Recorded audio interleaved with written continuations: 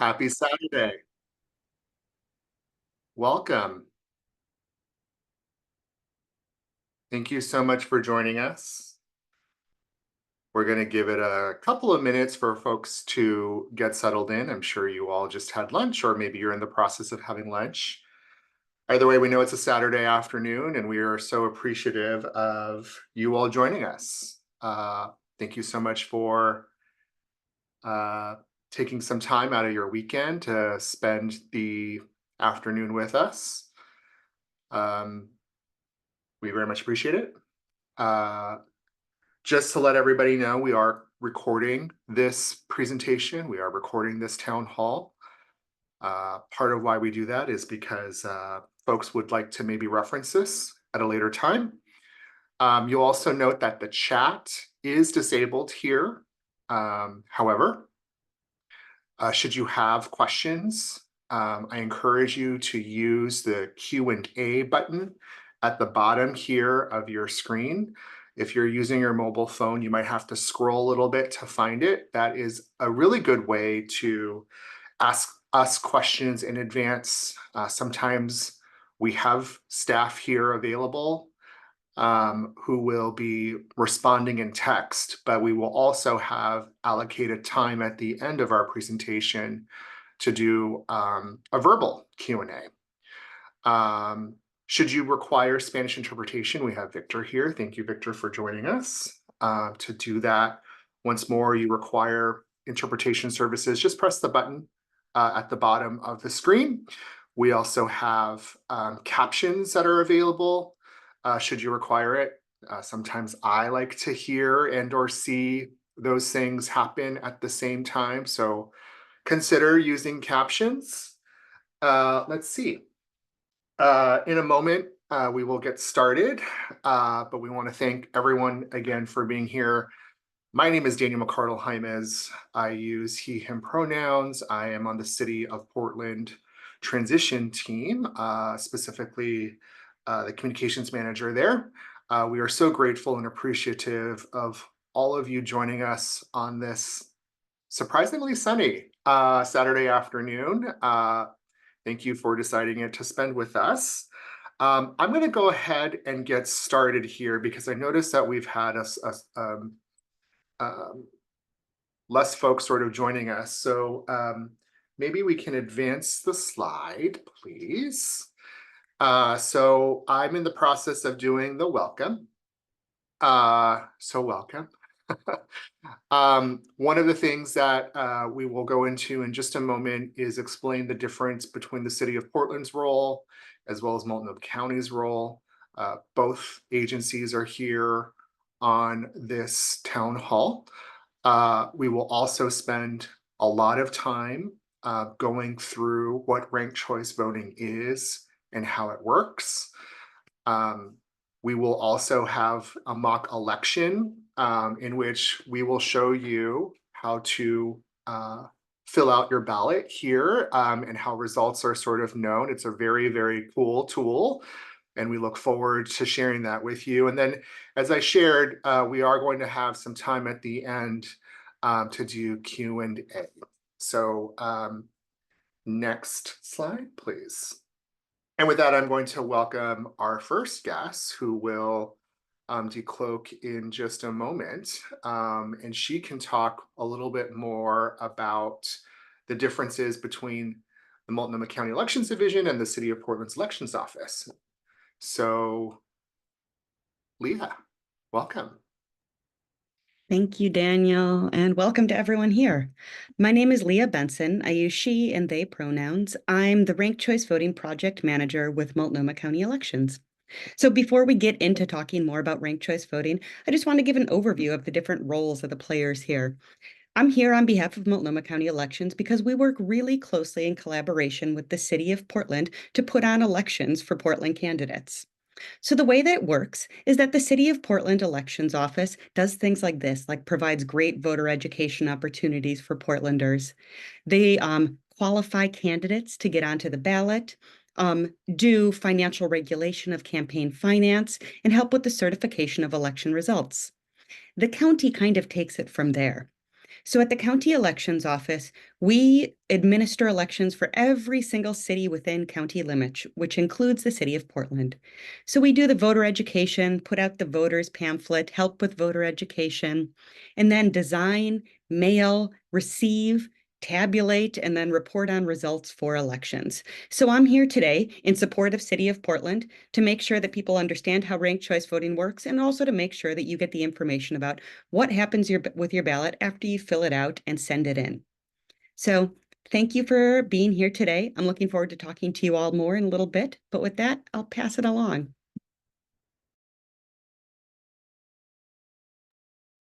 All right, I think I'm up next and we can go to the next slide. Hi, everybody. My name is Grace Ramsey. I'm the co-founder and co-director of an organization called Democracy Rising. But for the purposes of today, I've been working with the city for over a year to make sure that we are providing voter education to folks and really getting the message out there in both conventional channels and unconventional channels. So really happy to be joining you today. So I'm going to take us a little bit through more about the ballot itself and how you're going to be using it this year and what it does. So by the end of this presentation, the goal is that you will know how to mark your ranked choice ballot and that you will know where to go to learn more about ranked choice voting. We have a limited amount of time today, and there's a lot of stuff that you can look into if you'd like, but if all you're looking for is how to rank your ballot, then you should leave here ready to go, and we can go to the next slide. All right, so in 2022, Portlanders voted to make a few big changes to the city government. There was actually three big ones. So first, allowing voters to rank candidates in order of preference rather than just picking one. So that moving to ranked choice voting, which is largely what we're talking about today. Second, they created 4 new geographic districts. So those will elect 3 members to represent the geographic district. So that would expand the city council to 12 members.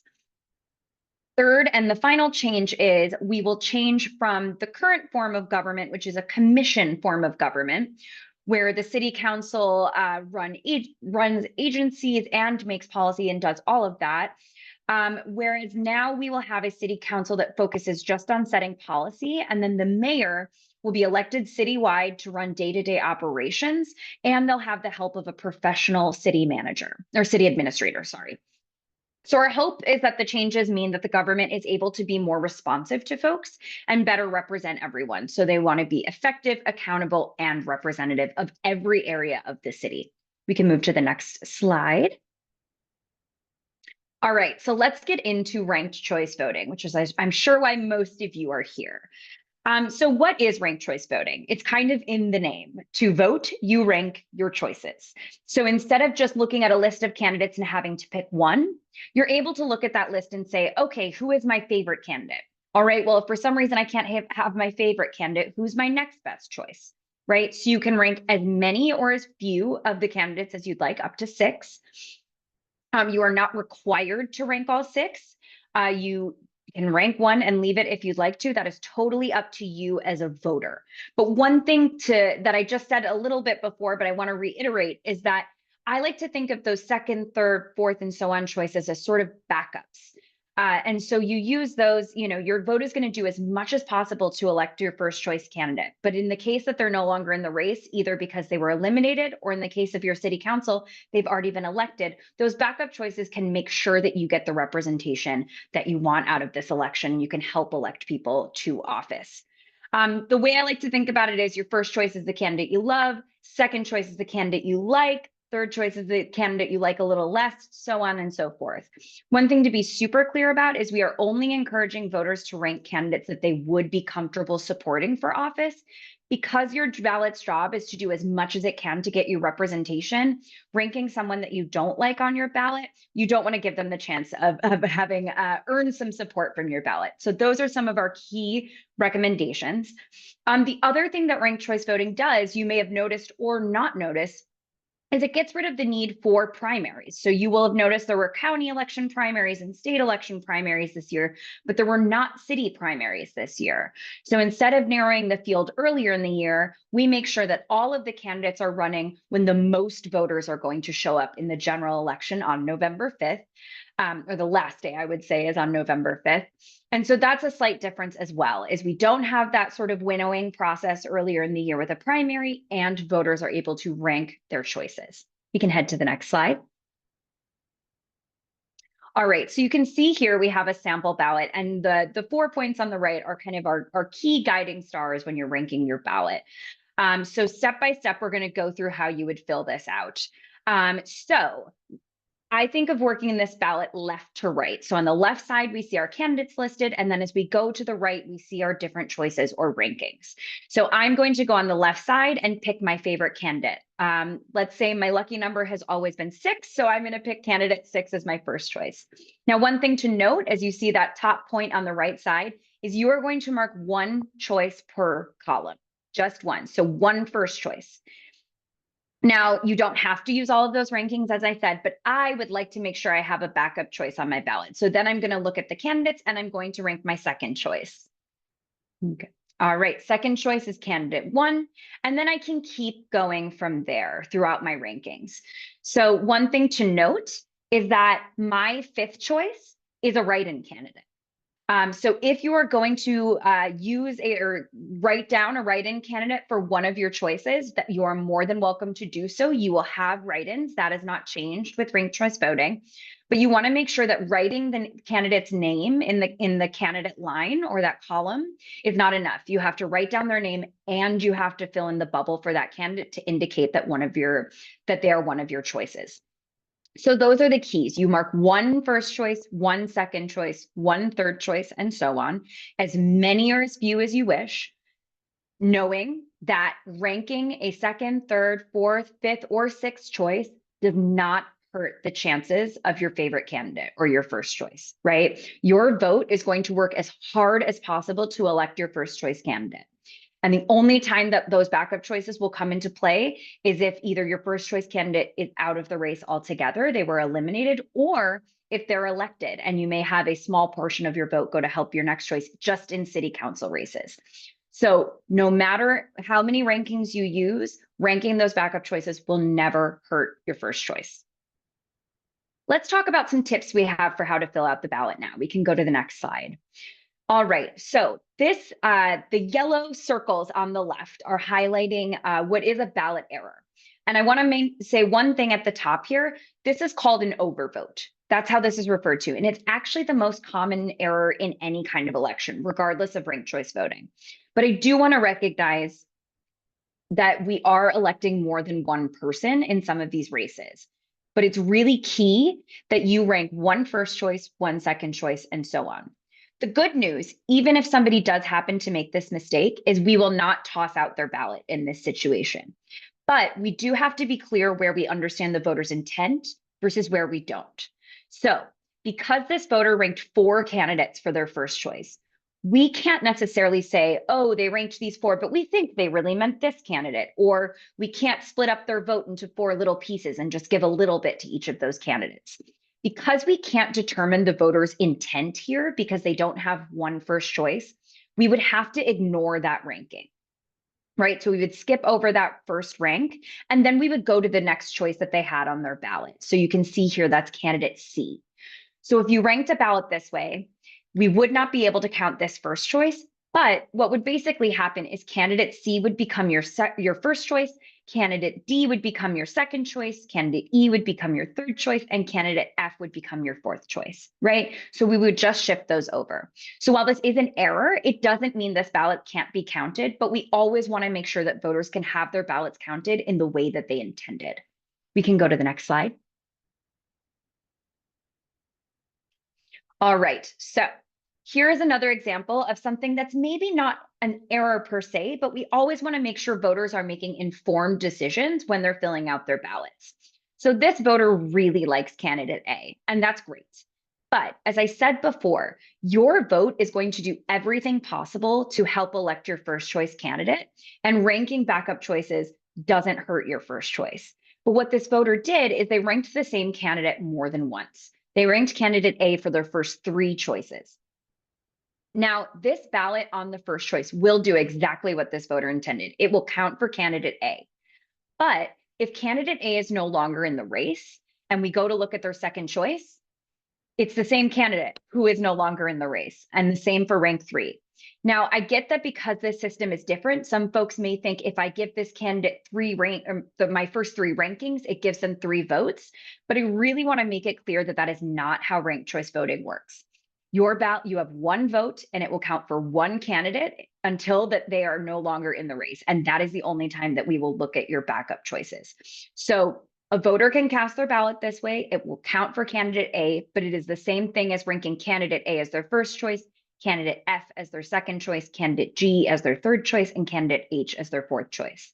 So if you rank the same candidate more than once and we need to look at your backup choices, if you ranked them again, we would just have to ignore them and skip over them because that candidate is no longer in the race. We can go to the next slide.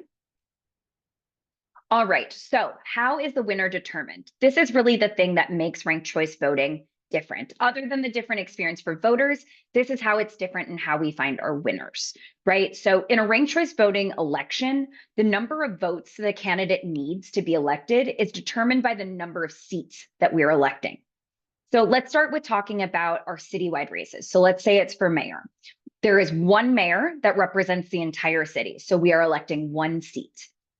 So with a ranked choice voting election, the way we figure that out is how many votes can 1 candidate get that 2 candidates can't? And that's why it comes out to 50% plus 1. That's how many votes somebody needs to win. If somebody gets more than half of the votes, no one else can get more than half of the votes, right? Because if that happened, we'd have more than 100% of the votes and something went terribly wrong. So that's how we figure out our winner, is what's the smallest number of votes that 1 person can get that 2 people can't, right? Hopefully you're with me so far. So then let's move on to the city council race, where we are electing 3 city councilors from each of the 4 districts, which means we are electing 3 seats. So we ask the same question. How many votes can 3 candidates get that 4 candidates can't? And the answer comes out to more than a quarter of the votes. Because if we have more than a quarter of the votes and 3 candidates earning that, a 4th candidate can't get that same number. And again, otherwise, if they do, we have too many votes represented and something went wrong. So that's how we figure out our winners, and that's how we figure out how many votes each candidate needs. So that's also when we're talking about a little later on how we count the votes. That's why we need everybody's votes to be counted in this process, so we know how many is half or how many is a quarter. So that's how we're going to count. We're going to figure out how many votes a candidate needs to win. And that's a little bit about how your ballot's going to work. I am sure I will be back during the Q&A, and I will pass it back to Francisca.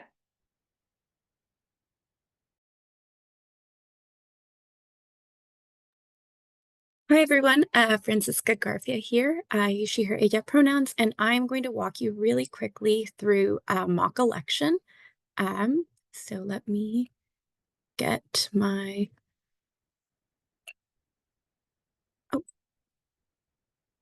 sorry, my things aren't showing up right now. Okay, perfect. So if you went to our event page, you might have seen this mock election. I will be putting the link in after I go through this, so you get a chance to do it in case you haven't. But I'd like you to just follow along as I fill in my ballot. If you notice, I put mint chocolate chip in my rank 1. This is during our in-person town halls, we served ice cream, and Portlanders were able to vote on the ice cream flavors they wanted to see at our town halls. So I put my first rank vote for mint chocolate chip, second for Marionberry cobbler, third for triple chocolate brownie, and fourth for Java chip. And now we're going to go look at the results. And the first thing that we do, as Grace was saying, we have to look at the threshold. So we'll see it here. It's 160 votes of the 639. And this is an example of a multi-winner election. So this is what it's kind of going to look like when we're electing our city council members. So again, we have to remember the threshold is determined by the number of seats that are available. And 160 is the 25% plus 1 of 639 votes. When we go look at sort of the results visualization, we see that right here, there's a line really handy at 160 votes. That tells us this is the magic number that a candidate needs to reach in order to win. Whenever we start a round, we first check, did anyone meet the threshold? Did anyone reach that magic number of 160 votes? We see that mint chocolate chip, that was my rank 1 choice. It's the closest at 92 votes, but no one has reached that number. So we're gonna eliminate the option with the least amount of votes. So that's strawberry in this case. And people who put strawberry in their number 1 rank have their vote transferred over to their second favorite. We see here, for example, 2 people who had ranked strawberry in their number 1 rank, ranked orange creamsicle in their next rank. And so again, we have to go check our threshold. Did anyone reach it? No, no one did. So again, we have to go look at which option got the least number of votes. That was Cookie Monster ice cream with 32 votes, and those votes get transferred over to voters' next option. And this is going to look kind of the same for a few rounds. Again, no one is reaching the threshold, but we see that some options are kind of getting there, getting close. Again, we're going to advance a little bit into the rounds. And here's where it starts to get really interesting. Keep in mind, again, no one has reached the threshold. We see that mint chocolate chip, triple chocolate brownie are getting really close, but again, not quite there yet. Pistachio with its 80 votes, it has the least amount of votes, so it's going to get eliminated. And we see it gets mint chocolate chip super close, but not quite yet. And Java chip, that was my rank 4 vote, has the least number of votes, so it's going to get eliminated. And we see that mint chocolate chip is our first winner because it reached the threshold and exceeded it. And one thing that is interesting to note in our city council member elections, again, we have to have 3 winners, and there's this thing called the surplus vote that happens, which means all of the surplus votes, a fraction of everyone who ranked that winning candidate has a fraction of their vote transferred over to the candidate they ranked next. So remember how I ranked mint chocolate chip in my number 1 rank? A fraction of my vote, along with everyone who ranked mint chocolate chip in there, has a fraction of their vote put to their next choice if it's still in the running. So my number 2 pick was Marionberry Cobbler, and we'll see right here that a fraction of my vote gets transferred over, and that allows Marionberry Cobbler to reach that threshold. When this happened, it also caused triple chocolate brownie to also reach that threshold. So we now have 3 winners. And I will be putting both the link for the mock election and the results down in the chat. And I'll also put in a bonus mock election, so you'll see how a single winner election will work. It's sort of the same thing. It's just there isn't that surplus section. Again, you just check the threshold if any candidate reached the threshold and eliminate the candidate with the least amount of votes. And I am going to pass it back over, I think, to Leah now.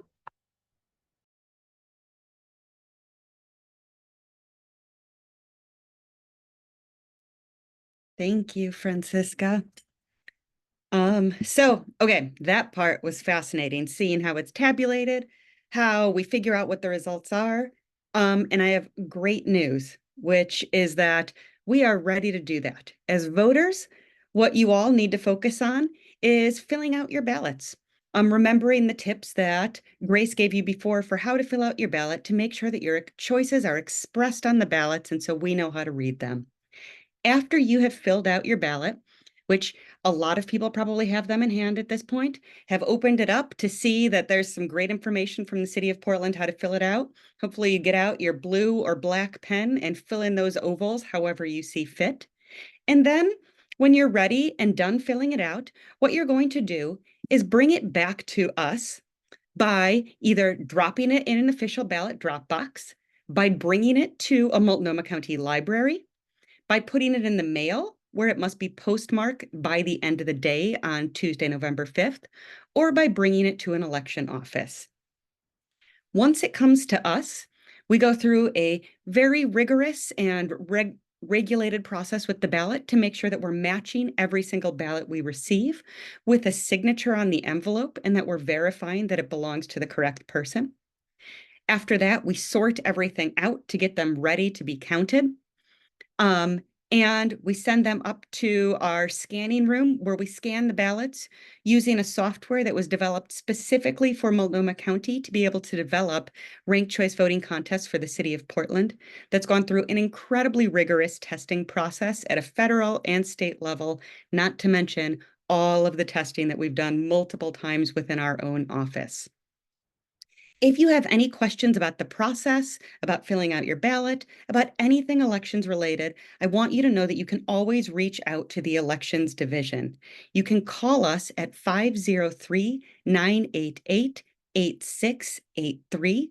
You can email us at elections@multco.us, or you can stop by our office in Southeast Portland or our satellite office in Gresham at any time, and we are happy to help. Next slide, please. Okay, so one thing I want to note is talking about results. Again, Francisca gave us a little bit of a look at what ranked choice voting results will look like, which is they will look quite different than what we're used to and include a lot of information. The thing I want you to know, though, is so much is going to be the same with results. First off, preliminary results are going to be posted on election day at 8 p.m., just like all other election results, and we'll be providing regular updates thereafter until all the ballots are counted. As a reminder, that 8 p.m. on election night post, those are preliminary results. So what those results will show is the round by round tabulation of ranked choice voting contests to show which candidate or candidates are in the lead and how they got there. This is only using the ballots that we have received, processed, and counted. So they're preliminary because we have not received all of the ballots yet. Typically, by the end of the day on election day, in a general election, we've received somewhere around 60 to 80% of the ballots. Moving forward, the Thursday after election day, we've typically received about 90% of the ballots. So again, we're going to do preliminary results updates every day after the election. And as we receive and process more ballots, the results will start to become more clear.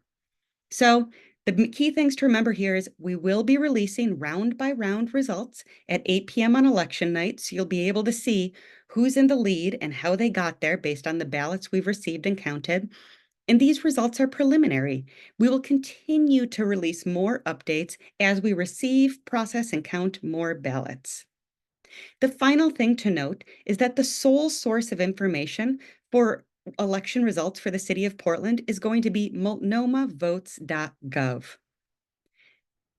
Typically, the Secretary of State for Oregon has posted results there.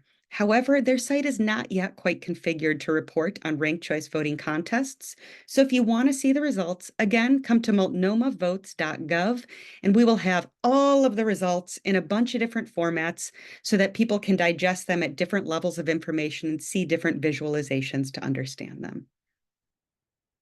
Thank you. I'll pass it on to whoever's next now. That's me.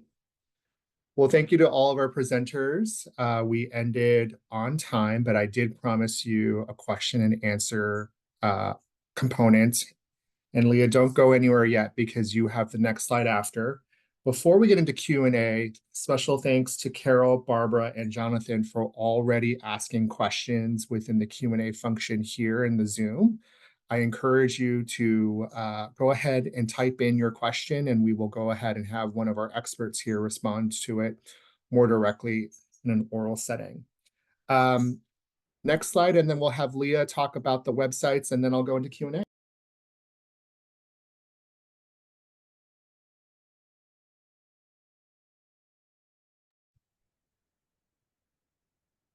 All right, happy to talk about the websites. We've given a lot of great information here. Today, there's so much more available online, though. If you go to portland.gov/vote, there's going to be so much information about the change in government, about ranked choice voting, about how to fill out your ballot, so much information, including some ranked vote contests, like the one that Francisca walked us through, so that you can practice on your own. In addition to that, you can go to moltco.us/elections, and there's a ranked choice voting specific page there that gives you information about how ballots are counted, how they're tabulated, shows samples of what the ballots will look like that you could print out and practice with. And it even has a sample results page so that you can start to get familiar with what ranked choice voting contest election results will look like come election night. Thanks, Leah. And thanks to Francisca for showing us the mock election. Personally, I was a little bummed that cookie dough was not one of my winners. It was my top choice, and I was disappointed to see it in fourth place. Anyhow, good thing that I like mint chocolate chip and Marionberry cobbler. Let's see. Okay, so Carol asked a really good question, and I think it's worth going back to in an oral setting. What happens to the ranking if you vote for fewer people than you are allowed, i.e. you pick 3 people for the 6 city council slots? Grace, I'm going to go to you on that one. Absolutely. And thank you for asking it. I saw it in the chat very early on and knew we would come back around to it. So I didn't want to do too much during my remarks. Yeah, so you are not required to use all of those rankings, but thinking through how this may work, your ballot's job is to get you representation as much as it can. And so thinking particularly when you're electing your city council races, you are electing 3 seats. So for most folks, if you were asking my personal recommendation, this is by no means a requirement whatsoever. Having a minimum of 3 rankings is likely what I would recommend you do, since there are 3 seats. But if you do not have all of those marked, and let's say, there's quite a few races where there are a lot of folks running for office in Portland, I think it's a wonderful problem to have. If candidates, like we saw in the example, right, there were a number of ice cream flavors that were eliminated throughout the rounds, and we ended up with kind of some finalists coming in. If that were to happen in a race and you only ranked 3, let's say 3 choices, and all of those candidates were eliminated, what I always say is your ballot's going to work as hard as possible. And if there's no one left on your ballot in your rankings, it's worked as hard as it can and it's exhausted. And so if there isn't a candidate who's still in the race that's marked on your ballot won't count anymore in that process. So that's why we give you those 6 rankings, to make sure you can indicate an abundance of backup choices, to make sure that when it comes down to it, you can have a say in who's ultimately elected. And so with those 6 choices, if you choose to fill out all of them between the 3 seats being elected in your city council, that gives you a pretty good chance of at least helping to elect someone. So the recommendation is to use those rankings however it makes sense to you. But I tend to take a more the merrier approach to ranking when I have the chance to do it. Thanks, Grace. Bill, I see that you are here. Bill is from the Government Transition Advisory Committee. Bill, would you mind decloaking and just introducing yourself and explaining GTAC's role? Oh, certainly. I'd be very happy to. Thank you, Daniel.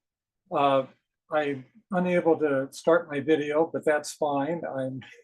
I'm human, not an artificial intelligence individual. I am a member and currently co-chair of the Government Transition Advisory Committee, appointed by Portland City Council. And our function is to give constructive advice to the city of Portland, and also provide presentations, which we seek to give presentations like this excellent presentation by Multnomah County. I suppose one comment I could make, if all one needs to know to vote is what Grace and others were explaining, and Leah and others were explaining for the ranked choice voting. Just look at that ballot and mark your first, and I'd recommend second and third choices.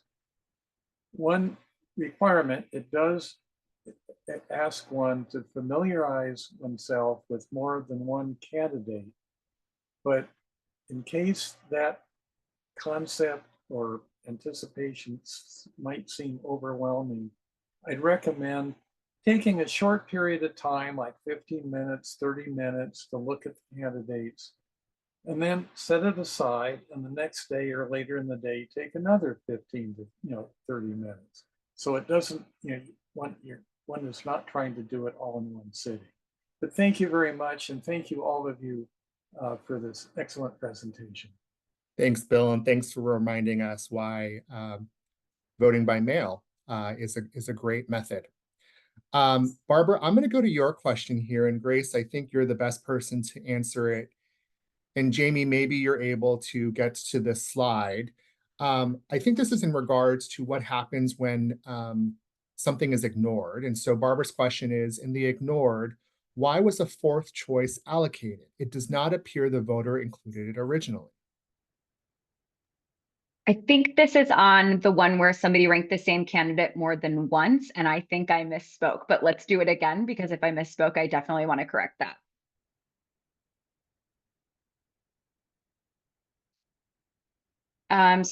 Well, we'll just go through them all really quickly again. I think that's safe to say. So in this situation, this voter, it would have 4 choices indicated, because we can see here on the first rank, we had 4 candidates marked as rank 1, which, if you'll recall, we can only rank 1 first choice, 1 second choice, 1 third choice, and so on. So we would have to ignore that rank 1 column, but we would skip over to candidate C as a first choice, candidate D as a second choice, candidate E as a third choice, and candidate F as a fourth choice. So that one I don't think is where I messed up, but I do think I messed up on another one. So let's go to the next one. All right, I think this is what we were talking about. Potentially, but even so, I still think we got where we needed to. So this is the one where a voter ranked a candidate more than once for in their rankings. So candidate A is ranked as a first choice, a second choice, and a third choice. And as we said before, for this voter, their first choice will count for candidate A. But ranking the same candidate more than once does not give them more votes. This is the same thing as ranking them as your first choice and then moving on to your backup choices. So in this case, candidate A would be their first choice, candidate F would be their second choice, candidate G would be their third choice, and candidate H would be their fourth choice. So that's how this ballot would work. We always want to make sure we're super clear. So we would ignore those 2 duplicate rankings, we can say. And so one thing to point out is oftentimes if we see a ballot like this, usually we don't see backup choices. What we'd usually see is somebody ranking candidate A for all 6 of their choices, if that were to happen. And again, in that situation, we want to make sure that folks know ranking the same candidate more than once is the same as ranking them as your first choice and leaving the rest blank. So those backup choices are just there in case that candidate's not in the race anymore. You can go to the next one if there is one. I don't think there is. So hopefully I covered it in those 2, but it seems like in both situations, we actually do have a fourth choice, but we have to navigate sort of around those places where we're going to ignore those. We're not even going to call them errors. We're going to call them chances where we can't necessarily discern the voter's intent. Thanks, Grace, and thanks, Barbara. Barbara shares her thanks there in the Q&A. Glad we got back to that slide. Jonathan asked a really interesting question, and maybe Francisca, you'll want to get your ranked choice voting multi-winner ice cream screen back. In a multi-winner election, review how votes are allocated after the 6th round. And I'd be happy to jump in here, Francisca, Oh, if you would like. We can take 2 different approaches to it. You did a fantastic job, though. Thank you. So I think we're headed to the round where mint chocolate chip is elected, I believe.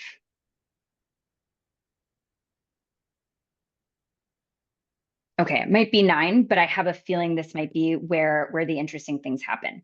So in this round, we do not have a candidate with enough votes to be elected. So we see up above in that line that says votes to win, a candidate needs 160 votes to be elected. We have 639 total votes. So we have to find what's more than a quarter of that. And somebody did the math much better than I could, and it's 160 votes. So when we eliminate Java Chip, who's in last place, and go to this next round, we see that Mint Chocolate Chip is elected. And in fact, Mint Chocolate Chip has more votes than they need to win. Now, the interesting thing about multi-winner ranked choice voting is it's a form of proportional representation, which means voters get representation in proportion to their share of the vote. And that's what makes this a little bit different. And that's where this next step is really important. So a lot of people are supporting Mint Chocolate Chip more than it needs to be elected. Of those votes, it has 29 more votes than it needs to be elected. So one thing when we're electing more than one person is we don't want to cap that group's ability to have representation. There is a lot of them. And so they get to have some say on one of the other seats because there are so many more of them than Mint Chocolate Chip needed. So what we do is we take those extra votes. It looks like we have 29 here. So we take those extra votes. Now, there's a couple ways you could do this. And I think Portland chose the fairest way, I will say. I'll just say that personally, that is a personal opinion. But what they did is they take those 29 votes. There's a couple ways you could do it, right? You could say everybody whose vote came in after it passed that 160 votes, they would just go to their next choice. That's not how we're doing it in Portland. In Portland, we want to make sure that each of those voters has a say in who may get elected on the next round. So what we do is we take the extra votes, so that's 29 extra votes, and we divide that again amongst all the Mint Chocolate Chip voters. So here that's 188. I am not a math person. That is why you have brilliant people who are good at math, but I can sort of do division, or at least approach knowing how to do division. That's the extent of my expertise. We take those 29 extra votes and we divide them amongst all of those voters who ranked chocolate chip. And so they have this tiny little portion of their vote, that 29 over 188, that portion goes to their next choice. So a tiny little fraction, but let's see what that looks like. We can go to the next round. So when we take away those extra votes, so because they needed 25% plus 1, we have 28 votes being taken from Mint Chocolate Chip. They're divided amongst all of those voters. So that's how you can see it goes back down to 160. Those voters didn't lose their vote. It just was that small portion went to their next choice. And because there were a lot of them, it helped elect those next 2 seats, even though they were very close already. So as a voter, here's how I think of this. Let me know. I hope this is helpful for you. This is what kind of unlocked it for me. The way I think about my one vote in a multi-winner ranked choice voting election is I have $1. My one vote is $1. And let's say Mint Chocolate Chip was such a popular candidate, they only needed 90 cents of my dollar to be elected. They didn't need the whole dollar because they were so popular with other voters supporting them.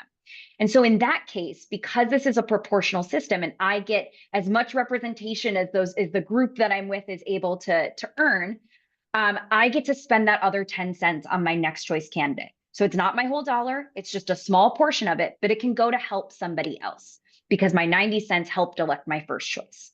So that's how it's going to work. So this is where it gets very different, but it also really encourages as many people as possible to have as much say as we can in the 3 people that we're electing. So even if my first choice is elected and I get to spend that little bit of extra change, we'll say, on my next choice candidate, anybody supporting that next choice or that candidate who gets the second seat, their whole vote's still going to support them.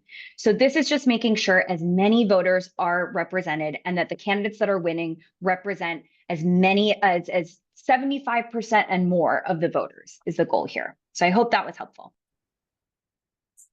Thanks, Grace. And Leah and Grace, this one might be for you. And I'm going to reference the anonymous attendee here who said the 160 total, the variance is off by 1.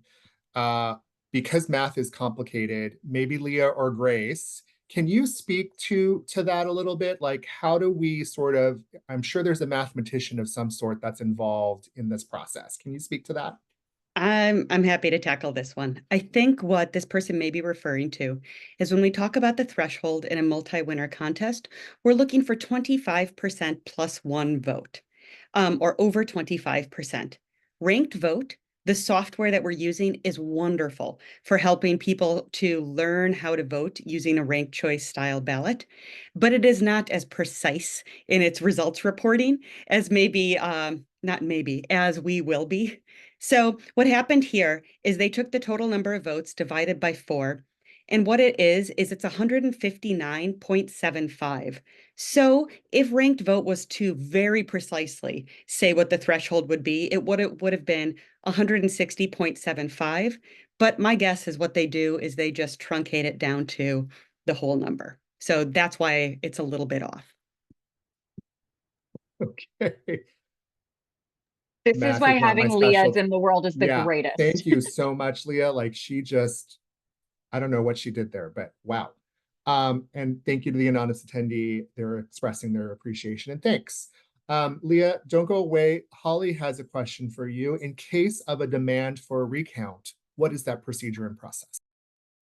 So in the state of Oregon, if a candidate who is over the threshold for winning is close enough to the person that's behind them by 1/5 of 1 percentage point.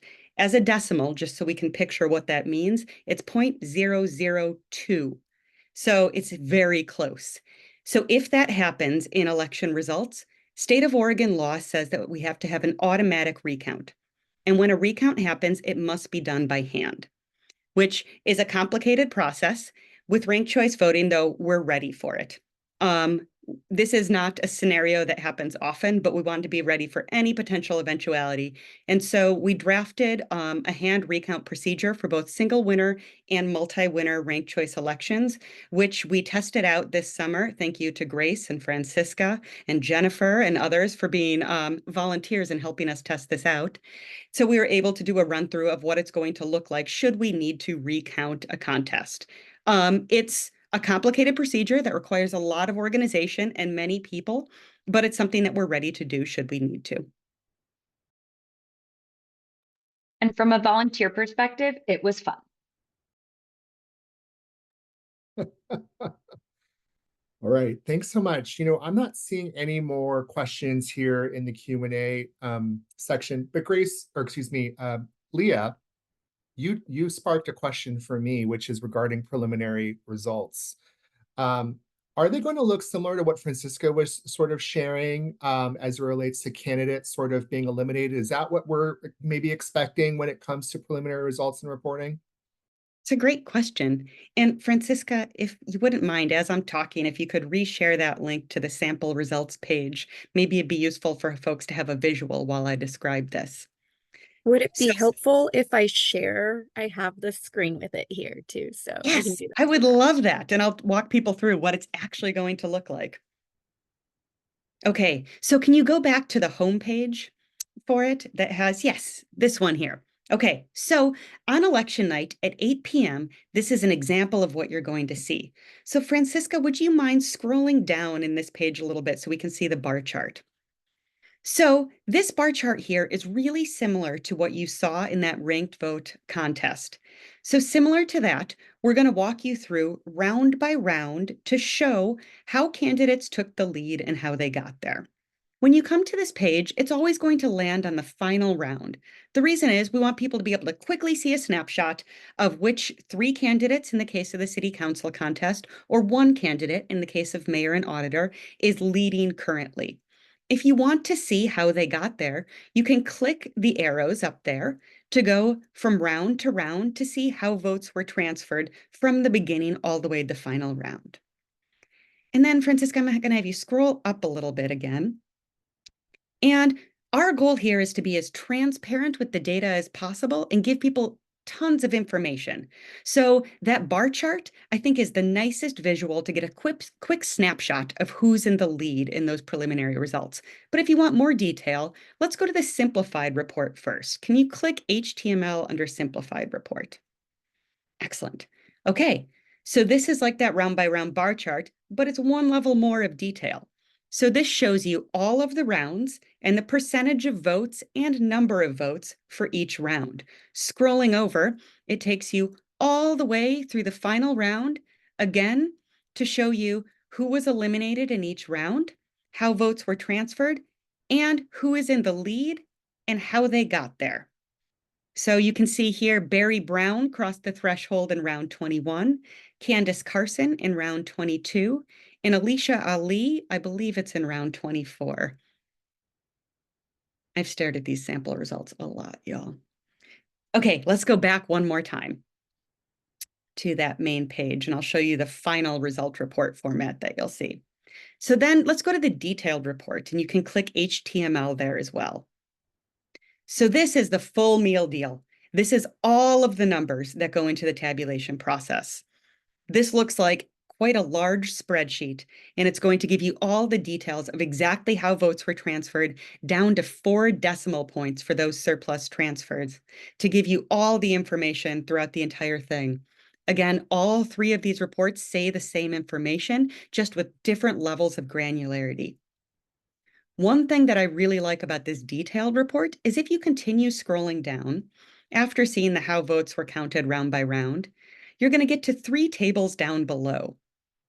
Okay, and so this is where it gets into the 3 candidates in the case of a city council contest who are currently in the lead. This breaks down round by round how they got there. So, for instance, in round 14, we can say that Barry Brown had 29 votes transferred from Francois Fallon. In round 15, they received 1,175 from Samuel Shaw. So this can be an interesting way to see who people gained support from. So again, this is like where those backup votes are coming from. And you can see this for every single candidate who is currently in the lead in those preliminary results. And those are the 3 formats that the results will be presented in. So for each of the contests, for mayor, auditor, and the 4 city council districts, each of them will have a page that has all 3 versions of these reports. And every time we do a preliminary update, we'll release updated versions of all 3 versions of these reports. And if you'd like more information about how to read these, because they're different, if you go to our webpage of multco.us/RCV, there's a page that talks about how ballots are counted that provides a breakdown of terminology. So it gives you definitions of the different things you'll see within the results reports, and also some things that you'll hear from reporters as they're reporting on the results, so that you understand what each of the definitions means and can look at the reports and understand what they mean. Okay. And I think I'll stop talking there. Thank you so much for sharing this screen. Thank you so much, Leah. Clearly, I mean, you can tell you do this for a living. Thank you so much. And thank you everybody for joining us. We're going to leave you with one last slide as it relates to next steps and final reminders. Should you want a presentation, not necessarily on ranked choice voting, but on the transition itself. After this election, we're going to have a new mayor, we're going to have a new 12-member council. We're going to have members like Bill from the Government Transition Advisory Committee come back out and be available in early 2025 to speak to you all about the changes. So should you want, you can go ahead and request a presentation from us by visiting our website, portland.gov/transition/engage. You can also provide public comment or sign up for our monthly newsletter. Our webpage is portland.gov/transition. And to email us or get a hold of us, please go ahead and email transition@portlandoregon.gov. Thank you so much for attending, everybody. And based off of Leah's sort of final act there, I can tell a lot of election analysts are going to have a lot to talk about the night of election night. So thanks everyone for your interest in voter education, and have a happy afternoon and weekend. Take care, everybody. Bye-bye.